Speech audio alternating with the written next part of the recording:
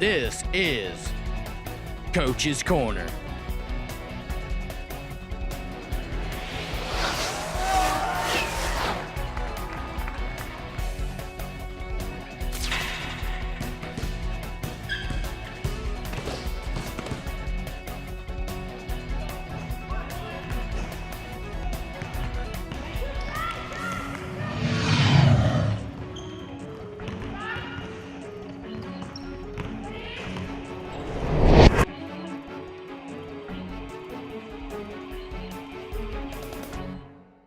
Welcome, Commodore fans, to Coach's Corner, a production of Gulf Coast State College. Today, Coach Scoville and I will talk about preseason, and this week we tie our shoes on and it starts for real. So, Coach, welcome.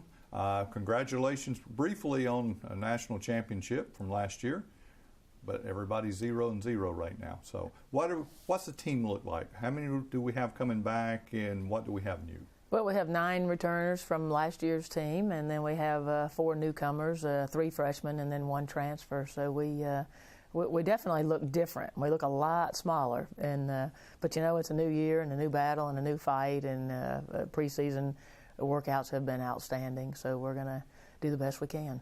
So now, let's talk about some of the returning staff. We have some bad news in there, some injuries. So let's talk about that a little bit. Yeah, we had a couple Raven Foxes out for an indefinite time, and then Amanda Pascal is out for the season. And so that was a big hit because that was probably our 2 leading scorers who returned from last year's team. So when you lose Audrey and Chris, and then Amanda and Raven are out, that was 4 of our leading scorers that we've lost to start the season. But, we have some new faces, and some of the old faces have gotten better, and, so it's going to be fun. We're going to jump out here on Friday night and have a real big test when we go to Walter State. So we talk about Pascal at the end of the season. She really developed into a go-to player.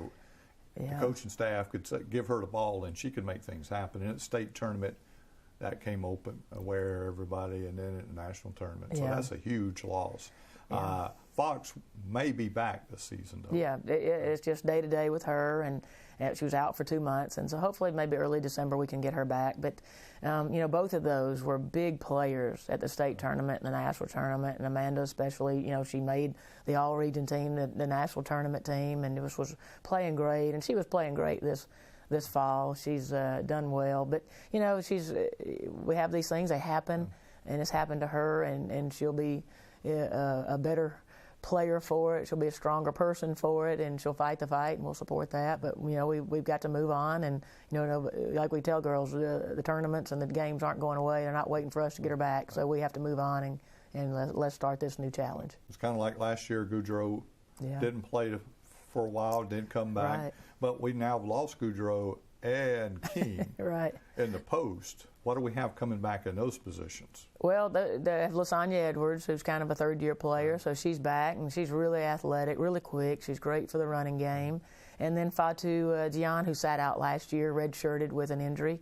So she's in, and Fatu's very unique. She can shoot the hook shot with either hand, and so we're different. We're definitely different, and we don't have that size. Defensively, we don't have that protection in the paint like we did last year, but I think our guards are quicker. I think our guards are better on defense on the perimeter than we were last year. So, we're gonna have to do things differently, and there's a lot of ways to win, and we got to figure out some different pieces from last year. But we've worked hard. The young ladies have worked extremely hard in preseason practice. 10 of them were here for the summer school at some point or the other, and so they've really, really worked hard to try to come back and represent and repeat the best we can in whatever it is. And so I'm proud of them. But we do have some challenges ahead, and some people are going to have to grow up very quickly. So now we have Castro coming back, too, and she played well throughout the season for us last year. Absolutely.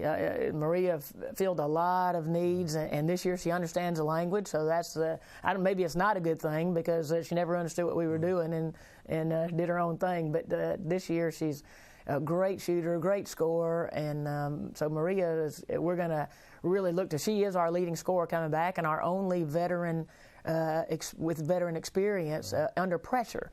She's a returning starter, the only one at this point. So as we jump into the season and we're going to play the number 5 team in the country with one returning starter, it should be exciting and interesting. So now we also have a transfer that came in from Tulane. Yeah, Taylor Emery has transferred from Tulane, a tremendous scorer, averaged 36 points a game in high school, and she's adjusting to the running game and adjusting to the way we play, and so we're expecting some great things from Taylor, and she is kind of the replacement while Raven is out, and we'll get a lot of minutes here early. So we're expecting Taylor. We're expecting great things from Taylor. And Ty's back from last year also. Yeah, Ty is a ball hawk, as we say, and she's tremendous on defense, and she's gotten better. She's more confident. She's managing the team well. So, we're different. Even though we have players back from last year, they're big, they're better, and they're more confident, and we're going to go. We're going to go compete. Did I miss anybody in there, Coach? Well, Shaterica O'Neal is going to basically take over at the 2 spot while Amanda's out, and with Amanda being out for the year. And Bird has just her game looks really, really good right now. She's matter of fact, she just broke the record for those that know our 20-lap series for conditioning. Shaterica just beat that record last week and now holds it, and that's a pretty special honor to be the number 1 player out of all of members all of these years. And who held it? It was Andrea Smith was the last person to break the record, and now Bird is it. And Bird will probably break her own record. I told her she better go break it one more time so that nobody can touch it in the future. So, and if Commodore fans don't realize what that is, that's running 20 laps at a very fast pace. The pace is up there. Right. So, and they run 20 laps, and what's the time? Well, she did it in 4:24. Our goal is for most kids to get it in 5 minutes, and she did it in 4:24, and I think she'll probably beat that very, very soon. Great. So, now, we played some scrimmage games. Mm-hmm. How did Lady Commodores play? Well, we played, what most people do in scrimmage games. We do some good things, we do some bad things, and at the end of the day, it kind of balances out. The good thing was that we won. On the first day, we lost Amanda early in that scrimmage, so it was kind of nice to see our kids, because usually when somebody goes down like that, you fall apart. And emotionally and physically, we didn't. We battled throughout the rest of the day, and so it was good to see that we kind of stepped up to the plate when it looked like, something horrible happened to their teammate. And then the next weekend, we went over to Albany and played at Darton College, and we won those. But again, we saw some good things from some individuals. We saw some things that we really, really need to work on. And we've come back from both of those scrimmages and tried to improve on the things we're not very good at and polish the things that we think we are pretty good at. So we're getting ready. Now, before we jump into that, preseason, state coaches poll, actually Lady Commodores ranked number 1, NJCAA national poll, nationally ranked number 1. Does that put a target? Well, I think there was a target wherever we were ranked. There's some things you're always going after the team that's sitting on top of the pedestal, and for now that was us, and you kind of get that compliment probably until you get beat. Now, the last year when we got that number 1 ranking, we lost the very next game, so we may not hold it very long if we go up to Tennessee and don't play very well. So, but it's a compliment to our kids and their effort and what they did last year versus some of the players that are on the roster this year. So they should feel good about that. But at this point in time, it doesn't mean a whole lot, except that maybe it motivates you to work harder and try to stay on top. And if we look at the state coaches poll, Gulf Coast ranked 1, Chipola ranked 2, Tallahassee ranked 3, Northwest Florida ranked 4th, and Pensacola State received votes. Absolutely. That says a lot for the Panhandle Conference. Yeah, I think the Panhandle is probably stronger across the board than we were last year. I think this thing is up for grabs. Any 2 teams, 2 are going to represent, and then a possibility of an at-large as the 3rd representation at the state tournament. But as we speak today, you have to say only 2 teams are going, and we got to fight the fight and try to be one of those 2 teams. So, and if you look at the national poll, Gulf Coast ranked number 1, Chipola 7th, Northwest Florida State 12th, Central Florida 23rd, Daytona State 24th in the country. It says a lot for Region 8. Yeah, we definitely. Region 8 is a tough battle, and kind of like I always said, sometimes when you win Region 8, you think you've already won one national championship, and then you got to go try to win another one, and that's definitely the case this year too. And so everybody's really good. Now, normally coaches, when they set up their first games, they're usually a little easier. But when I look at what someone from the Lady Commodores staff scheduled your pre-conference games. You're going to play Walter State, ranked 5th in the country, in November. You're going to Ben Sims, ranked number 21 in the country. Central Florida, ranked 23. Daytona, ranked 24. Georgia Highlands, ranked 22. So those are all nationally ranked teams in November. Absolutely. I don't know who did that schedule, but they probably need to be fired.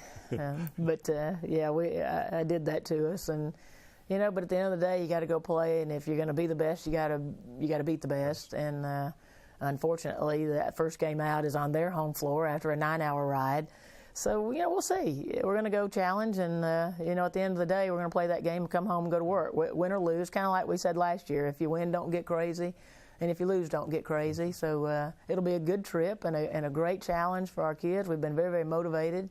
We've worked hard, and now we're going to get on that bus on Thursday and go play a very, very good team and a well-coached team. Yep, because they're at the national tournament year after year. Absolutely. And they're a quality team, and to open with that will be quite a challenge. Quite the challenge, absolutely. So especially, it would be quite the challenge even if you had your other two players. But without them, it will be a tall order to defeat Walter State on their floor. Absolutely, absolutely. So. Coach Kragel's an outstanding coach, and but at the end of the day, you have to learn some lessons, and this is one that we have to learn, that things don't always go your way, and you have some bad luck, and we've had some tremendous luck over the years, and right now it's not looking that way to start the season, but we're going to do the best we can. We'll go see what we're made of. So you're going to go to Tennessee and play, and then you play again on Saturday night.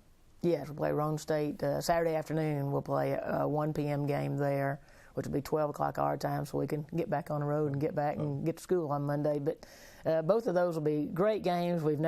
This is a trip we've never taken to Tennessee, so I think it'll be fun. I'm looking forward to it. And your second game, what do we know about them? I know in the past they have won a national championship, and they've won some state and conference things. It's been years ago, so they have some tradition there. Yeah, there's so what do you expect? Andy Landers, I believe, is the one that won the national championship there, so that's kind of interesting. And don't know a lot about that, except Tennessee is a strong, state. They have some really good programs, some good coaching, and some good athletes. So I'm sure it'll be a very athletic team that we'll face. And right now, we're just trying to get worried about Gulf Coast.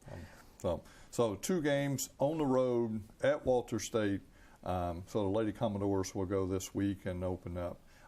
But before we close out the show, let's talk about some fundraising that Commodore Athletics in general are doing, Coach. Absolutely. We kind of joined efforts with the thing called E-Team Sponsorship, and this company helps us raise money. So as an athletic department, each team has got a link on their website, so you can donate to any of the 5 sports. And right now, our goal for the year was to raise $30,000 as an athletic department, and right now we're kind of tipping the scale at about $28,000. So we're getting close. So anybody that would like to help us out and join and sponsor one of our teams, you can link on to gcathletics.com and go to any team and sponsor.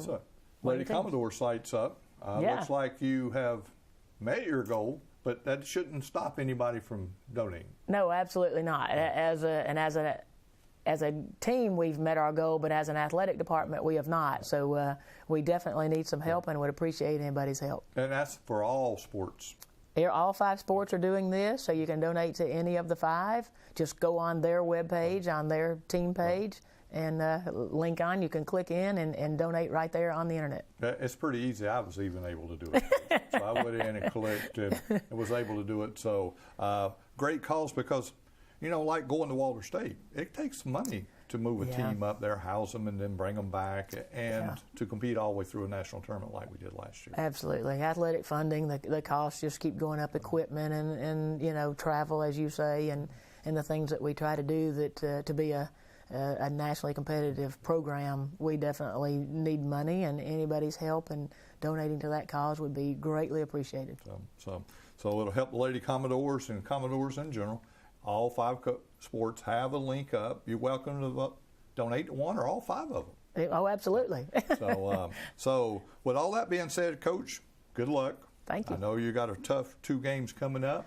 For Coach Rooney Scoville, I'm James Baxley. Thanks for watching, Commodore fans, and we'll see you next time on the Commodore Sports Network. Welcome back, Commodore fans, to Coach's Corner, a production of Gulf Coast State College Today. Coach Powell and I will talk about the Commodores, what they've done in scrimmage games, what's coming up, their roster, who have returning, what's new. So we got a lot of things to talk about, Coach. So let's jump right in. Let's talk about, it looks like you have 3 sophomores and 9 freshmen on this roster this year? The 3 sophomores, 9 freshmen, but 3 of those freshmen are redshirts. So they've been in college programs, and then a couple more have been in prep school. So when you take that in consideration, it's more like 6 and 7 on the roster. But we've been fortunate. We have Jeremy Harris returning, who is a first-team all-conference player, and I think was ranked by the other coaches in the league at the end of last season as the 7th best player in the conference last season. So he's been working hard during the off-season to try to get up into that Player of the Year type category, and he's done a lot of good things in the weight room, maturing-wise, team leadership-wise. He had a good late spring and a nice summer, and he's also had a nice fall for us. And we also have Van Johnson returning.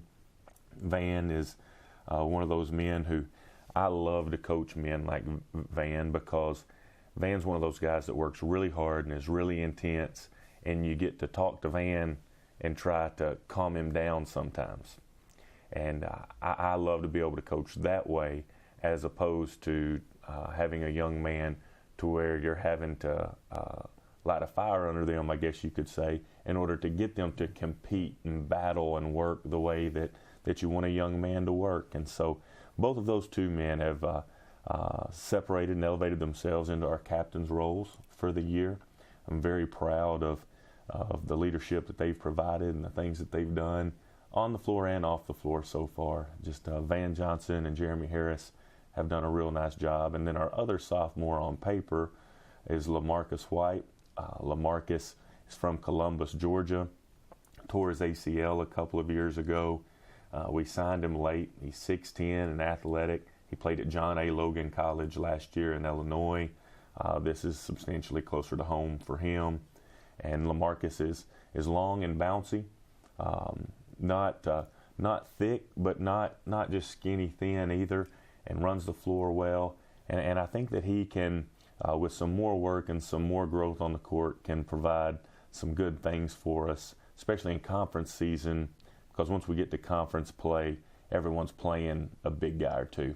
Sometimes during non-conference, that's tough for our big guys because you're having to defend a 6'5" or 6'6" post player, and that's tough to do for a 6'10", 6'9" man, 15, 16 feet from the hoop. So LaMarcus is working, he's getting better, and he's going to provide some good size for us. So now we talk about some redshirt players, freshmen. Wade has to be one of those? That's correct. We have Josh Wade, that's from Rutherford High School, who, we have a shooting machine. It's called the Gun in the gym, and, I fundraised for like 4 years before I had enough money to purchase one of those, and we were able to get one, and we've had to kind of have it serviced a couple of times, but I'm pretty sure Josh is just going to wear that thing out to where I'm going to have to take some steps in order to purchase a new one. He's really worked on his jump shot, but because of the good coaching he had at Rutherford High School, he plays defense very well. He knows where to be. He competes at a high level. Excited about having Josh. It's an honor. He comes from such good stock. His oldest brother, Jay, played for me and was a nice player for us, and then John was a nice player for us and was able to obtain a Division I scholarship. He's going into his senior year at Norfolk State, and then to have the youngest of the 3 boys here, it's really nice to be able to coach Josh. And then another man that's been really, really good for us that redshirted last season is Londell King. Londell is a man who was at Southern University last season. He went to Godby High School and won a state championship as a senior, and had a nice high school coach and Coach Colville, and he just he's come in, and an old saying that we use sometimes, you don't want guys to dog drills, but you you want to be able to say that some guys have some dog in them. And Londell, he's skilled, but boy, he goes and gets 50-50 balls that are out of his area. He competes at a high level. And Londell's been a really nice addition to us in that 6'7", 6'8" range, but bouncy, can shoot the ball a little bit. He's been a very nice player. And then you picked up another player from Rickards High School, both in Tallahassee. Godby's over there, Rickards is over there. Both of them have won numerous state championships. That's right. We have. I know we'll go ahead and touch on that now. Just on the roster overall, we have 3 men from Tallahassee. We have 4 men in the program from Panama City, from the Bay County area. So that's 7 of our 13 or 14 guys from very close by. And then I think the furthest anyone's away from here is from Baltimore, but several men from Georgia and then a couple from the Carolinas. So it's been a good recruiting class and a good group of guys to work with. And so who else is new for the Commodores that we should look out for this year? Well, over the last 2 weeks, the growth and advancement of a man named Will Robinson, I'm very high on him. We did go up to Baltimore to get him, and he's a nice player. A couple of guys that fans might remember, Leonard Smith Jr., that was from Fulton, Kentucky from a few years back. Will is like him a lot with his jumping ability and with his physical strength and a good nose for the ball. And then Kobe Gooseby. Will's like Kobe because Kobe played physically strong and attacked the basket well. Will probably gets off the floor better than Kobe. Maybe isn't quite as good a passer yet as Kobe was. But he's probably puts it on the deck better than Leonard Smith Jr. did, and shoots the 3 a little bit better than Leonard Smith Jr. So very excited about Will Robinson. Very excited at the point guard spot. We have Dashane Murphy and Dontavius Marshall, who are still battling it out for that starting role, but I think that Dashane is starting to pull away a little bit. Both men are very quick and want to get other men the basketball. Both are pretty high-level players. Dashane was recruited by several mid-major programs, but ended up the junior college route was what's best for him. And so I think that they're good. And then we have Raquel Smoot, who's had a good week and a half of practice. Cody Johnson from Bay High. Coach Grady developed him and started his process as a basketball player. And Cody has come in and worked very hard and done very well. And I expect him to be in that rotation right now as well. As 6'7", when he was coming out of high school, he might have grown an inch, and he's definitely put on some weight from being in the weight room 3 times a week. So Cody Johnson's going to do some nice things for us as well. So with all that being said, let's move on. State coaches poll. Commodores ranked 10th in the state. Northwest Florida State's ranked number 1. Tallahassee's 4th. Chapola's 5th. Gulf Coast is 10th. And Pensacola State naturally receiving votes. So it looks like the panel conference is as usual. Yeah, that's a good way to put it. It's business as normal. We're right there, and respecting the state to come in that top 10 poll. So we appreciate that from the other coaches. We say it every year. Those polls don't really mean anything. You've got to go out on the court and get stuff done. But there's some respect there. Those other programs in the conference are very good, as always, just like we're very good, as always. And so it'll come down to which group of men play together, play tough, do what their coach says, and then by late February, early March, it all shakes out, and we see where the chips fall. So if we look briefly at the national tournament preseason rankings, Northwest Florida State ranked number 1, Eastern Florida State's 4th, Daytona State's 12th, Tallahassee is 19th in the national polls. We did scrimmage. You mentioned that we'd talk about scrimmages a little bit. We scrimmaged Daytona State earlier. They have several sophomores, 7 or 8 sophomores, which will really benefit them. They're a nice ball club. But I think that they beat us by 4. It might have been just 3, but it was a close game, and Coach Ritter over there does a real nice job.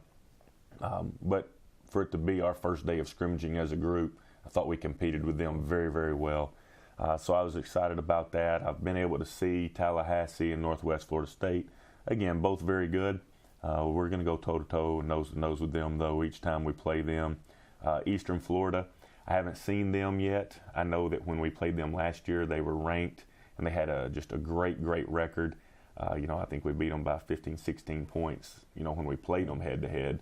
But that's kind of just alludes to the strength of the Panhandle. A 12-game conference season, when you're playing everyone 3 times, you've got to bring it every night. So, and some coaches will say by the time you get out of Panhandle Conference, it's almost like playing a state tournament, because all the teams in the Panhandle Conference are just so tough every night, and playing them 3 times in a season is tough also. So yeah, makes it a lot of fun. So, but now this Thursday and Friday, you travel over to Pensacola and play a couple. Let's talk about them, Coach. Faith Baptist College. We've seen them scrimmage. They have some nice players, some nice pieces, especially on the wing, and their 1-point guard. I felt like was a good player. So they'll present some tough matchups and some tough situations for us. The men have been preparing nicely. We went Monday, Tuesday last week, and then just had individual groups throughout the day on Wednesday. We went hard Thursday, Friday, Saturday, and took Sunday off. And now we have 3 days to prepare for Faith Baptist. Excited. I know that the men are excited about the lights being on, the ball going up, and just all of the newness and freshness of a new season.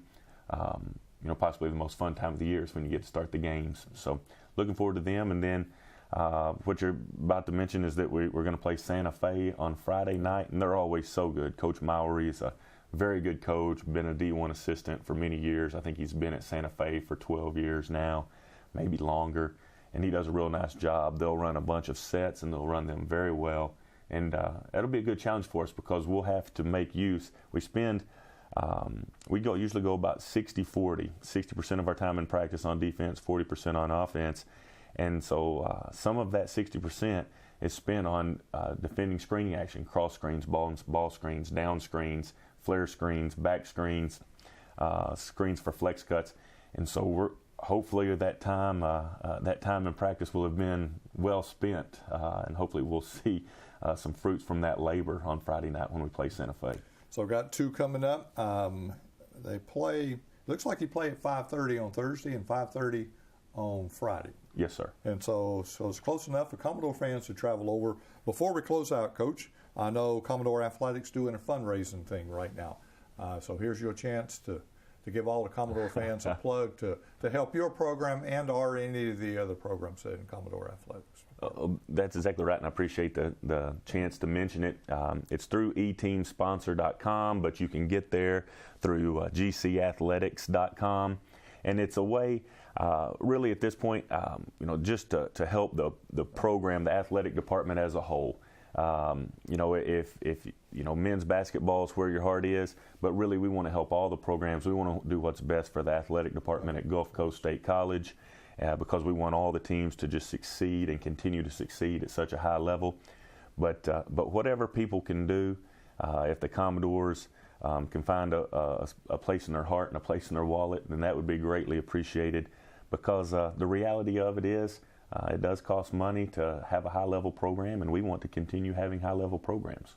And the travel, equipment, everything. And so to play at the level, it takes funding, and thanks to the Commodore fans in our community for helping Commodore Athletics. So you can go out on the website. You saw, if you're watching on GCTV, you saw how you can go in and click. I went in and clicked. It's pretty easy to do. So you can click for one or all 5 of the athletic programs. So I know all the folks in the athletic department would appreciate that. So, Coach, good luck. Thanks, you got man. 2 games coming. Like you, I'm excited. This is the time of year. It feels really good. It's basketball time. So for Coach Jay Powell, I'm James Baxley. Thanks for watching, Commodore fans, and we'll see you next time on the Commodore Sports Network. This has been Coach's Corner with your host, James Baxley.